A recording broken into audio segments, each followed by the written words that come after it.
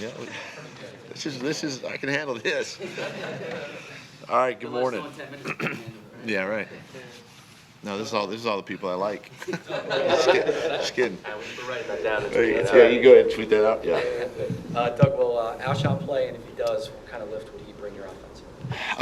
Yeah, I expect him to play. He had, obviously with the limited full speed practice reps this week, he took part in everything this week. He feels good, so I'd expect him to go, and it just gives our offense a lift from the standpoint of veteran player, a guy that Carson knows, understands, and he's a good player. How about Derek Barnett and Corey Clement? Derek's doing well. Derek should play. Expect him to play.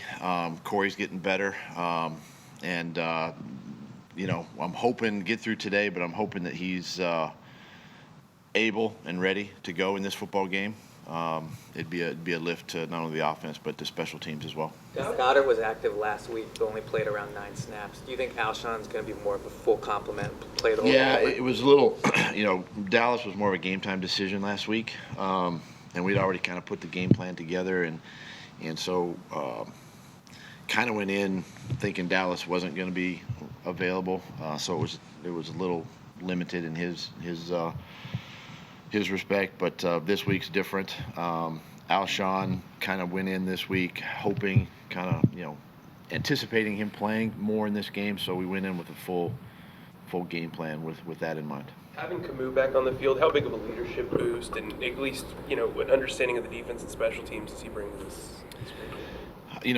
One, he brings a lot of energy to the defense. He's a very, very energetic and excitable guy, and then of course his leadership there and what he's done and shown us through the offseason, through training camp, and then obviously special teams. We know he's a great special teams player, and again, it gives us a little bit of a boost there. And again, with a guy that's coming off of an injury, we still got to be smart and make sure that he can handle, a full 60-minute game, at least on maybe a limited basis. But we'll keep an eye on him as we go. You're 3 years here. You're 3-0 in short week Thursday games, and they've been tough games at Carolina and 17 and whatnot. What is it? What do you think it is that works in that short period for you? I think it's just being able to focus on this week's opponent and really just, whatever happened the week before, we just kind of push that aside and focus on the next week. We don't dwell on the past and move forward. Guys really handle their business well this week, and and sometimes too your game plans are a little simpler maybe. You kind of get back to your core stuff, and maybe that's a wake-up call for us as coaches to keep that in mind as we go. But I don't know. I think it's a credit to the players though for how they handle this week, both physically and mentally. As a follow-up to that, Zach was saying that the kind of reps you get in practice, even as far back as the spring, help you prepare for a short week like this. How much does that help you guys get ready for the turnaround?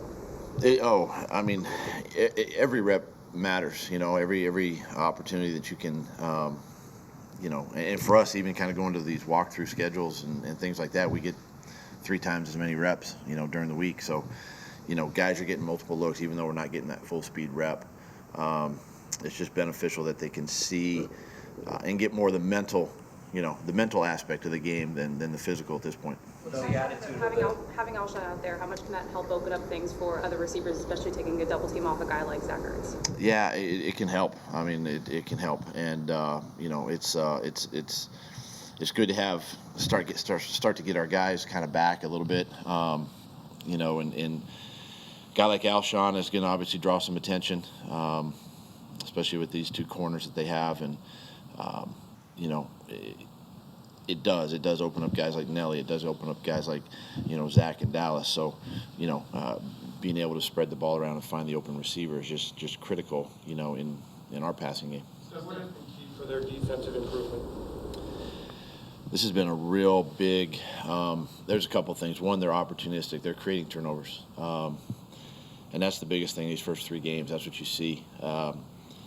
They're able to get pressure on the quarterback. And then, this is a defense, when you get to 3rd down, and even some 2nd downs, but 3rd downs, when they start bringing in a bunch of these DBs and linebackers, and you don't know who's a D lineman, who's a backer, they try to cause a little confusion for you up front, and it can be a problem. And so for us, being able to handle that is important. But and that's what they've done in these couple, these games, and they're also scoring off of those turnovers, and that's obviously a big part of why they're 3-0. Off of that, what's your analysis of the offensive line's play through 3 games? I think our offensive line has played well. They've been consistent. We've been able to, outside of probably the Atlanta game, as far as running the football, felt like we've run the ball well. Protected Carson, good, and I think this is a unit that as we go, they continue to gel even more the more they play together each week, and this will be another really good test for this group. I don't think Brandon Brooks has allowed a sack yet.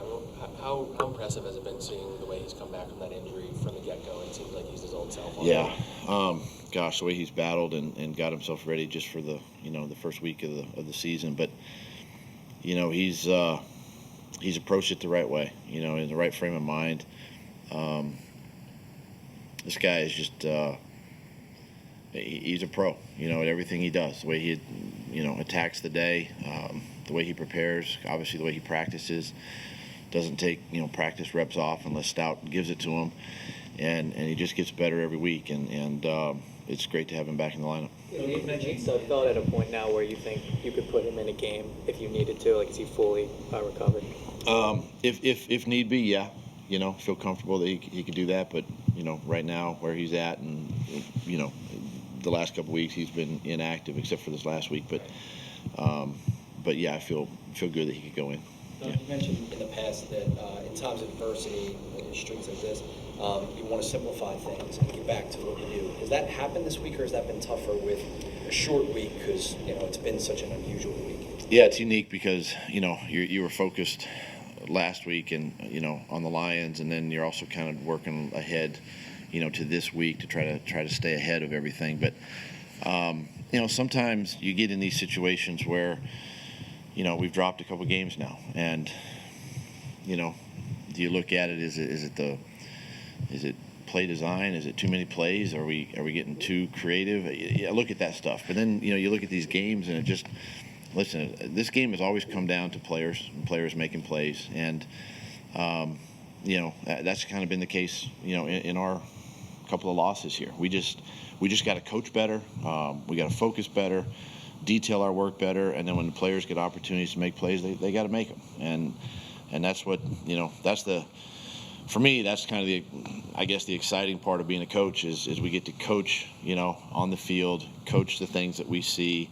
And watch these players make these plays in the future. I touched on it yesterday, but knowing that you're 1-2, but you were 1 or 2 plays away from being maybe 3-0, can that be a healthy mindset? Yeah, I think that's something I have to remind the team. I mean, obviously we're judged or at least criticized on wins and losses.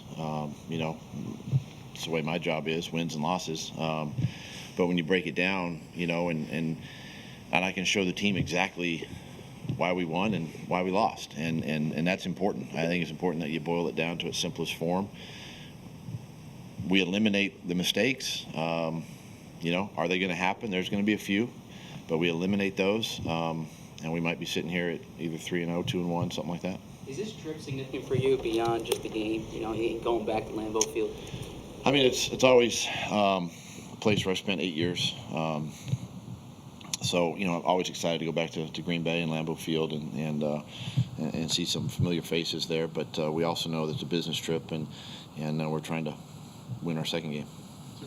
Is there some value in Jordan Howard having played in Lambeau a handful of times? And in general, how happy have you been with what you've seen from him? I've been pleased with Jordan. Again, another one that's come to work every day and it just does his job, and he's solid. And I think having a guy like Jordan who's been there, when he was with, Chicago and been in Lambeau, and, myself who obviously played there and a lot of games there, I think it's helpful to, have guys like that can maybe talk to other players and tell them exactly what it's like from the field surface to the stadium noise. With Alshon back, who would take a back seat, JJ or Matt Collins? As of right now, because JJ and Alshon are the same spot, so JJ would take, the backup spot to that position. All right, thanks.